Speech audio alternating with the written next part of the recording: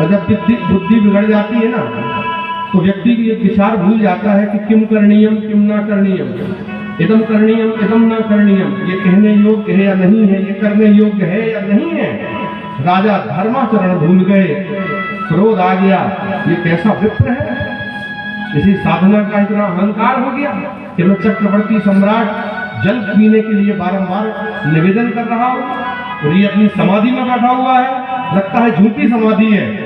पड़ा हुआ था मृत सर्प, उसको उठाया और डाल दिया गले में कि जब अभी ठंडा ठंडा लगेगा तो पंडित जी की पूरी पोल खुल जाएगी कि असली समाधि में है, कि पानी ना पिलाना पड़े इसलिए समाधि का भंग करके बैठे हुए। जैसे ही मरा हुआ सर्प डाला, ऋषि को कुछ इसका बोध न रहा, न मान का, न अपमान का, न सम्मान का, यथा स्थिति बैठे रहे। ये बात एक शिष्य ने देखी, सोचा कुछ अनर्थ न हो जाए, दौड़ते हुए वह शिष्य गया। पास की ही नदी में स्नान कर रहे थे श्रृंगी ऋषि। श्रृंगी कौन है? ये श्रृंगी ऋषि वही है जब भगवान श्री राम को उत्पन्न होना था, जन्म लेना था, तो वशिष्ठ जी ने अपने यजमान महाराजा दशरथ जी से कहा था कि श्रृंगी ऋषि को बुलाइए। श्रृंगी ऋषि वशिष्ठ बुलाए। पुत्रेष्टि यज्ञ हुआ था और उसके मुख्य आचार्य श्रृंगी ऋषि थे, जो इतना तपोबल था कि भगवान को भी पैदा करने की सामर्थ्य जिस ऋषि के अंदर था, वो उस समय 6 वर्ष के थे। तो उनके पिता के गले में डाल दिया किसी राजा ने सर्प। अब जो इतना ताकतवर हो, इतना ज्ञानी हो, बर्दाश्त से तो करेगा नहीं। पुत्र को क्रोध आ गया, जिस नदी में स्नान कर रहे थे उसी नदी का जल निकाल करके श्राप दे दिया। जिस आताताई राजा ने, जिसने मदन के बस में वशीभूत होकर के मेरे पिता का अपमान किया है, मैं उसे श्राप देता हूँ। सप्तमः सप्तमो दिन से तक्षको हनि, आज से ठीक 7वें दिन यही सर्प जीवित हो जाएगा, तक्षक का रूप धारण करेगा और उस राजा को काल के गाल में कबलित कर लेगा। कावल अभ्याल मुखग्रास त्रास निर्णास हेतवे, तो वह राजा मूर्छित होकर के मर जाएगा, उसकी मृत्यु हो जाएगी, उसको किसी प्रकार का कोई भी अवसर न प्राप्त हो पाए। मैं ऐसा श्राप देता हूँ। श्रृंगी ऋषि ने जल लेकर के श्राप दिया। स्नान करके आश्रम को लौटे, तब तक पिताजी की समाधि खुल चुकी थी।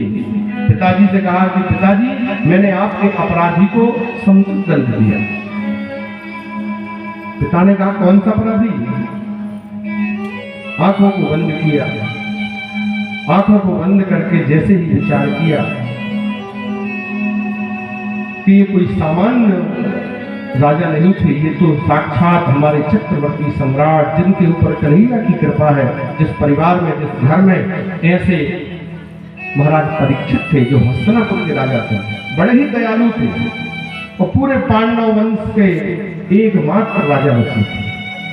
मेरे पुत्र ने ये बड़ा गलत कर दिया, आवेश में आकर के, क्रोध में आकर के, भावावेश में आकर के ये श्राप दे दिया। मानव की गलती है, लेकिन ऋषि का स्वभाव होना चाहिए क्षमा देने का।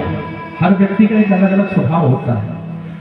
सर्प का एक अपना स्वभाव है, अश्व का एक अपना स्वभाव है, गज का एक अपना स्वभाव है, बैल का एक अपना स्वभाव है, चातक पक्षी का एक स्वभाव है, हंस का एक स्वभाव है। नीर क्षीर विवेकी होता है हंस। पानी को दूध को मिला दीजिए, पानी छोड़ देगा हंस, तो केवल दूध को लेगा, माने वो सार ही सार रहना चाहता है। कोयल चाहे कुछ भी खाए, लेकिन जब भी बोलेगी तो मधुर बोलेगी, उसका स्वभाव है। सर्प को चाहे जितना नाग पंचमी को दूध पिलाइए, लेकिन दूध पिलाने में वो देगा तो विष। हर का स्वभाव है।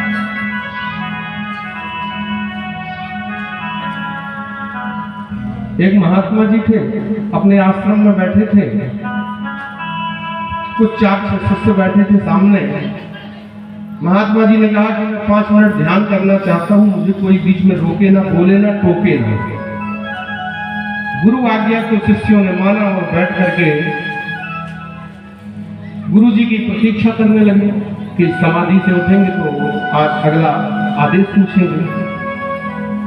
उसी समय एक बिच्छू आया और गुरु जी के हाथ में चढ़ा। काटा, लेकिन वो समाधि अवस्था में थे, उनको कोई बोध न रहा।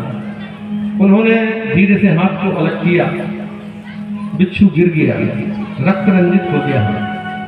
पुनः वो बिच्छू चढ़ा, पहले यहां काटा, दूसरी बार यहां काटा, यहां से भी रक्त बहने लगा, यहाँ का भी रक्त बह रहा था, यहाँ के रक्त से यहाँ का रक्त की धारा लग गई, मानो कोई यहाँ से यहाँ तक रक्त बह रहा हो। और जैसे ही तीसरी बार वो बिच्छू चढ़ा तो शिष्य को गुस्सा आ गया कि गुरुजी को जो बिच्छू इतना परेशान कर रहा, उसने लेके डंडा मारना चाहा। गुरुजी ने आंख खोल दी, बोले ये सब लीला मेरी थी, हम आपको बताना चाहते थे, सिखाना चाहते थे। बिच्छू का अपना स्वभाव है, वो अपना काम करेगा, और हम संत है तो हमारा अपना स्वभाव है कि हमें सबको क्षमा करना है, मुस्कुरा करके अपना काम निकालना है।